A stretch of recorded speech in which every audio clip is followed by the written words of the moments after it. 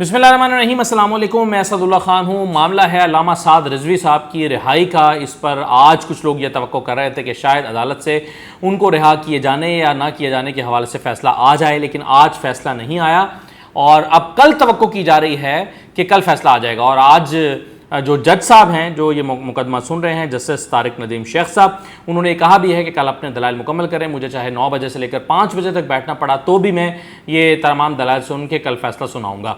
तो साद रफ़ीक साहब की रिहाई से मुतल्लिक फ़ैसला जो है वो कल होगा। लेकिन आज जो आर्गूमेंट्स हुए हैं उसके नतीजे में आप क्या वो आर्गूमेंट्स क्या थे, दोनों तरफ के वकला के क्या दलाइल आए हैं, जज साहब के सवालात क्या थे, उसके नतीजे में क्या हम इस नतीजे पर पहुंच सकते हैं कि कल साद रिजवी रिहा हो जाएंगे या नहीं होंगे। तो ये आप शायद वीडियो के आखिर में कुछ अखज़ कर पाएँ। जो आर्गूमेंट्स हुए हैं वो मैं आपको बता देता हूँ। देखिए, सबसे पहले तो ये है कि साद रिजवी साहब जो हैं वो 16 अप्रैल से हिरासत में हैं और इनको इब्तदाई तौर पर 16 MPU के तहत हिरासत में लिया गया था। उसके बाद जो है वो उनके ऊपर जब 16 MPU का जो दौरानिया है वो मुकम्मल हुआ तो उन पर 11EEE लगा दी गई। अब 11EEE क्या है ये तो मैं आपको बताता हूँ, लेकिन मैं पहले ये बता दूँ कि ये मुकदमा पहले गया था जस्टिस तारिक सलीम के पास। तारिक सलीम साहब ने इस पर एतरार उठाया कि जो मेरे पास क्यों आया, ये तो जाना चाहिए था डबल बेंच में, DB में जाना चाहिए था और DB में जो है वो इसकी होनी चाहिए थी, DB को हेयरिंग करनी चाहिए थी। इब्तदाई तौर पर उन्होंने कुछ हेयरिंग की, लेकिन उन्होंने कहा कि नहीं जी मैं इस पर समाअत नहीं करूँगा। उन्होंने फ़ाइल वापस चीफ जस्टिस को भिजवा दी। उसके बाद चीफ जस्टिस ने इसको दोबारा मार्क किया और यह आया जस्टिस फ़ारूक हैदर साहब के पास। जस्टिस फ़ारूक हैदर साहब ने भी इब्तदाई आर्गूमेंट्स इस पर लिया और उन्होंने भी इस मुकदमे को सुनने से इनकार कर दिया और ये वापस चीफ जस्टिस के पास गया। तो चीफ जस्टिस ने इसको भेजा जस्टिस तारिक नदीम शेख साहब के पास और अब जस्टिस तारिक नदीम शेख साहब जो हैं वो इस पर हेयरिंग कर रहे हैं। अच्छा, अब मामला क्या है जी, आज क्या हुआ, क्या दलाइल हुए, ये मैं आपको बताता हूँ। कानून की दहशतगर्दी के कानून की दफ़ा है 11EEE।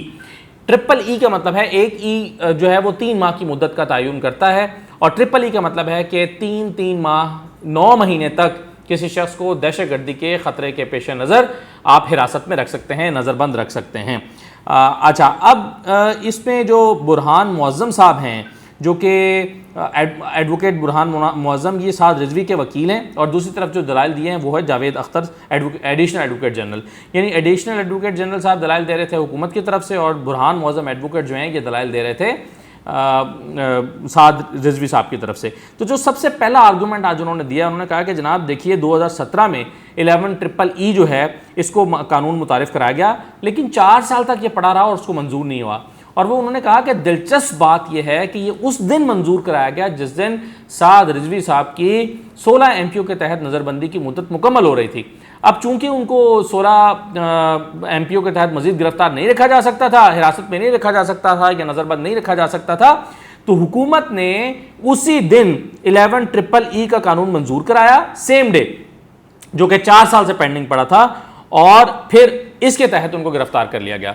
तो बुरहान मुअज़्ज़म एडवोकेट का कहना यह था कि ये मेलाफाइडी है, यानी ये कानून सिर्फ और सिर्फ 11EEE जो है ये साद रिजवी को हिरासत में रखने के लिए लाया गया। ये उनका आर्गूमेंट था जो उन्होंने सबसे पहले दिया। अच्छा, अब इसमें जो additional advocate general Javed Akhtar साहब हैं, उनसे जब पूछा गया कि आप इस पर क्या कहते हैं, तो उन्होंने जवाब दिया कि अगर हम इनको छोड़ दें या छोड़ देते तो ये नक्स अमन का ख़तरा पैदा होता है और जब इनको छोड़ा गया था उस वक्त भी लोगों की प्रॉपर्टी और अमलाक को नुकसान पहुंचा था, तो इनको छोड़ना नक्स अमन के ख़तरे का बायस बनेगा। और ये है कि आजकल कोविड भी चल रहा है, ये गैदरिंग्स करेंगे, इकट्ठ होगा, इज्तिमात होंगे, तो उसे कोविड भी फैलने का ख़तरा है। तो अब इस पर अदालत ने इस्तफसार किया कि क्या ये किसी भी शख्स को सिर्फ कोविड के फैलने के ख़तरे की वजह से हिरासत में रखा जा सकता है, यानी क्या ये लॉ पॉइंट है कि जी हमने इसको इसलिए हिरासत में रखा हुआ है कि ये जो है वो नक्स अमन का ख़तरा कोविड के फैलने का ख़तरा पैदा हो जाएगा। तो इस पर फिर उन्होंने कहा कि जी ये DC का इख्तियार है कि वो चाहे तो नक्स अमन के ख़तरे के तहत किसी भी शख्स को गिरफ्तार कर सकता है, नज़रबंद रख सकता है। इसके जवाब में एडिशनल एडवोकेट जनरल ने ये कहा। तो फिर बुरहान मुअज़्ज़म एडवोकेट जो हैं वो उन्होंने कहा कि जी ये 16 MPU जो है ये तो DC का इख्तियार बनता है, लेकिन 11EEE जो है ये DC का इख्तियार नहीं बनता। ये उनके नोटिफिकेशन के साथ ये नज़रबंदी नहीं हुई है। तो जज साहब ने कहा कि अगर अदालत फ़र्ज़ करें उनको रिहा करने का हुक्म देती है, तो इसका सोसाइटी पर इम्पैक्ट क्या होगा। अच्छा, फिर ये भी जज साहब ने कहा कि ये मेरा सवाल है, इसको ऑब्जर्वेशन ना समझा जाए, यानी कि कोई कंक्लूजन ड्रॉ ना किया जाए कि मैं रिहा करने या ना करने के हवाले से बात कर रहा हूँ। तो जज साहब ने कहा कि जो है वो इसको एक मेरी ऑब्जर्वेशन ना समझा जाए, मेरा सवाल समझा जाए कि अगर छोड़ देते हैं तो क्या होगा।